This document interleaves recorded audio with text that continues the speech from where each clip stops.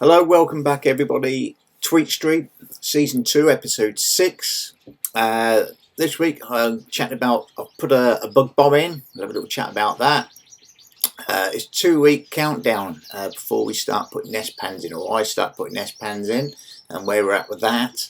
And Grantham Cage Bird Society have got some cracking events, and I'm especially going to shout out the next one they've got because it's absolutely outstanding, or should be outstanding. So when we rear our birds, they all have slightly different characters. Mine are no different. You're just watching some of the ones that I hand reared last year, 2024, because the parent bird unfortunately died.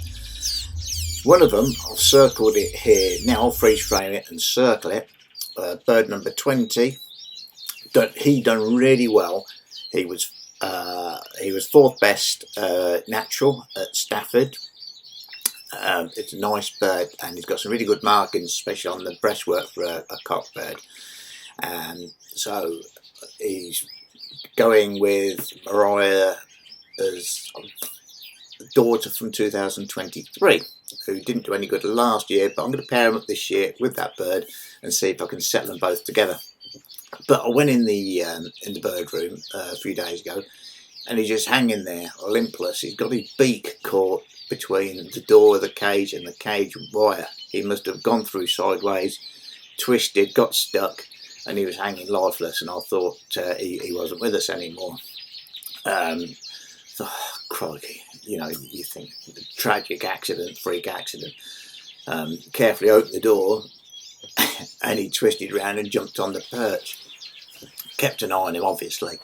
And later on in the day, this little clip here is him a couple of hours after. He's absolutely fine. But there's always one, and there's always one that's going to get it. He got his beak caught, and he was just hanging out. I don't know how long he'd been there. If he'd done it late the evening before, it could have been overnight. If he'd done it in the early hours when the lights first came on, he'd only been there for an hour or two. It's distressing to see. I didn't obviously get a video or a picture of it because I went straight to the bird to help it. But yeah, there's always one, isn't there? And there's always a character, and that's him. But he seems absolutely fine now. It's a few days ago. He's eating well, he's drinking, and he's doing everything he should be. So yeah, just could have been tragedy. But he's a numpty. But he righted himself in the end, so he's fine now.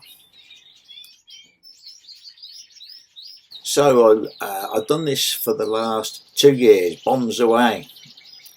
Get a bug bomb. Here is said bug bomb. I've got me like a little pack of 6.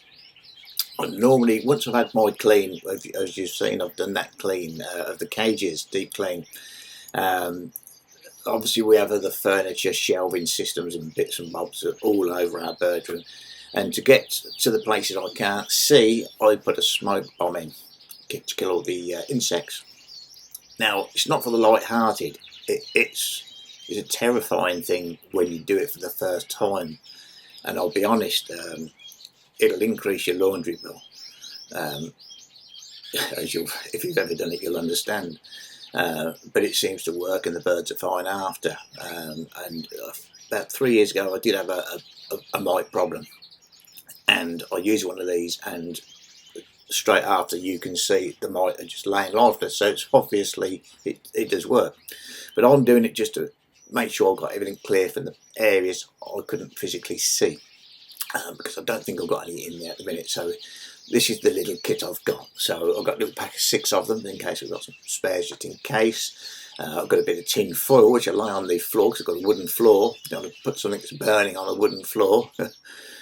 And then a ceramic pot. And obviously the foil will help radiate the heat away from the floor, and something to light it with. This is a lighter that we use for our inside. Now, if you've got any vents, which I've got 2, here they are, you tape them over so the smoke stays in and circulates around the room internally rather than just escaping.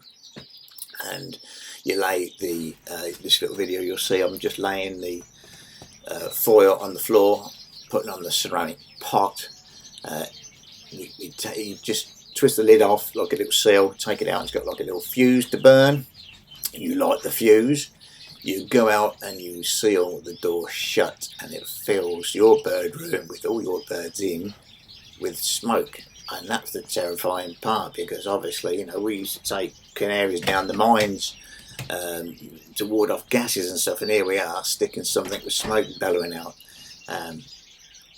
You need to leave it for, I normally leave it for a couple of hours, make sure if there is anything in there, it ain't walking at the end of it. And here we are a couple of hours later, birds are fine, smoke's cleared, I've had the door open for a few minutes. You can still smell it, and if there is anything that's unseen, they've croaked it now, which is fine. That's exactly what I don't want mite. I don't want mite at all. I said this last week. Firstly, you need to keep them off your birds, especially your young birds in the nest. You need to keep them away from them.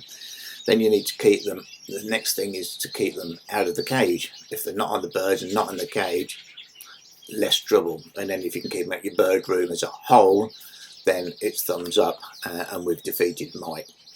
Touch wood, the little system I've used will help me. It seemed to do the trick last year. I'm hoping it's going to do the trick this year. So yeah, that's what I do with the bug bomb. And then for that 2 hours, I'll show you what I was doing. So 2 hours to waste. Well, not waste, do something with. Well, I can't go in the bird room. So in the garden, quickly watching, cut a lot of the olive tree down. So the birds are slowly coming back now. Some goldfinches just come back, which is nice.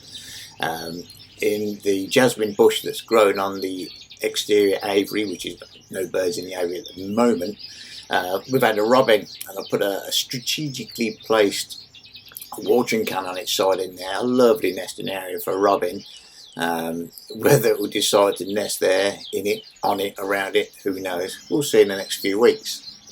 Now, just 100 yards away from where I am, this video is just taken out the bedroom and, sorry, my posh office window. Some red kites.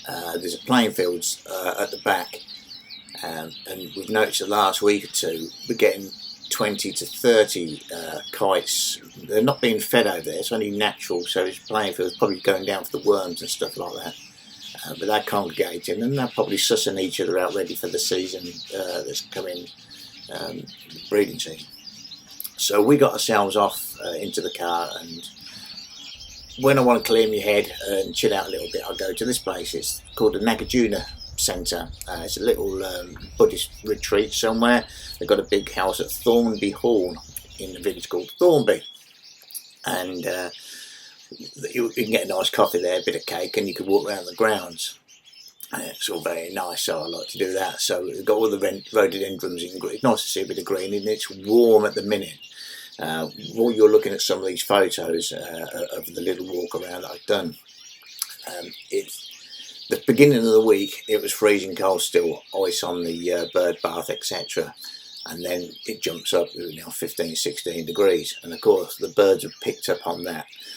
Not just the birds in the aviary, but the birds out and about. You can see different things. The quail, she's laying an egg every day now.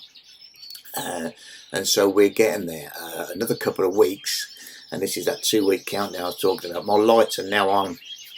They are on 12 3/4 hours, nearly 13 hours of lighting a day at the moment. In 2 weeks' time, I want them up to around the 14, and I shall keep it at 14 as a maximum. The temperature is also increasing, as I say, outside, and I'm just increasing slowly, little bits of soft food for the birds, some greens, a bit of conditioning seed, trying to keep them fit and ready, just trying to see if there's any changes in the bird's behaviour. During the week, I'm going to have to give them a bit of a Brazilian, which I've done last year, seemed to work well the last couple of years. Give them a bit of trim around the tickle-tackle area. It hopefully increased the breed. I didn't have the best of breeding seasons last year. I've made a couple of little changes. I used front line on the birds last year, and they didn't like it when I put the front line on, and I didn't really like using it, so I've knocked that on the head. So I want to see if that makes a difference and go back to what I did the previous year when I had pretty good results. Which is what I wanted. So we'll see what happens in a couple of weeks. The nest pans will be going in a couple of weeks' time. So while I was out, as you've seen, I was just walking around, lovely morning. I'll turn the volume up on this beef, see if you can hear it. You can just hear a woodpecker cracking away. Couldn't see there was actually two there, great spotted woodpeckers. And I've just managed to zoom in on this one. I didn't have my camera, I just had my phone.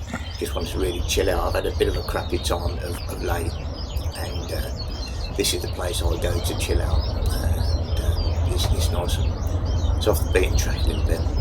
It's nice and quiet, and like I say, you can sit down and relax and listen to the birdies. So that was what I was doing, and it was really, really nice. Now, I did mention the Grantham Cage Bird Society. I went to a meeting about soft bills. We'll talk about soft bills last week. I can't generally get to the meetings because of my work pattern, unfortunately.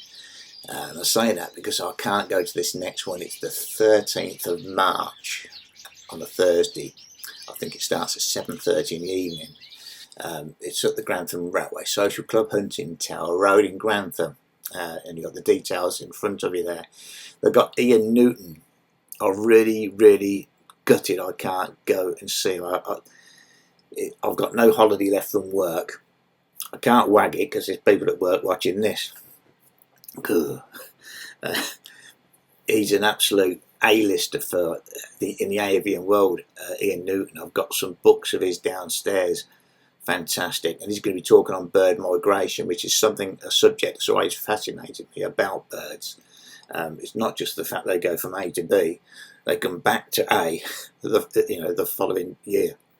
They know where they've been and they know where they're coming back to, yet they've got no sat nav, they've got no maps. It's a fantastic thing. He'll explain a bit more, damn sight clearer than I'll explain it. So if you can get over to see Ian Newton on the 13th of March, please do so. I mean, the fella's getting on. He's got a massive amount of knowledge over the years he's been around, and it'll be something to really well worth looking at. So please get yourself over there and have a great night. I'm sure that'll be a cracker. I'm going to try and do a little video clip for next week of all the other bits that the Grantham guys have got coming up. I've got one a month, so if you're interested you can go and see them as well.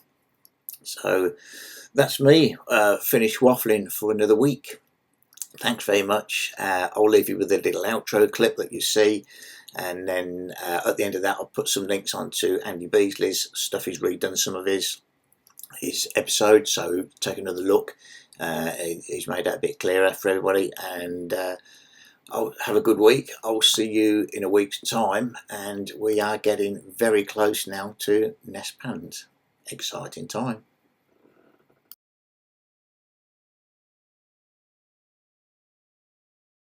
Well, thank you everybody for watching another episode of Tweet Street and sharing your time with me. So if you'd like to comment, please do so. If you've liked what you've seen, please click a like so I'll get an idea of where we are. If you'd like to share what you've seen with others, please do so. Spreading the love of the hobby, that's brilliant. If you could subscribe, you'll get to know when future content's coming out. And if you'd like to take it further and buy me a coffee, basically that's offering a small donation towards the running cost of the channel, you'd be very welcome. So thank you all everybody. Hope you're well, hope your birds are well, and we'll see you all very soon. Bye bye for now.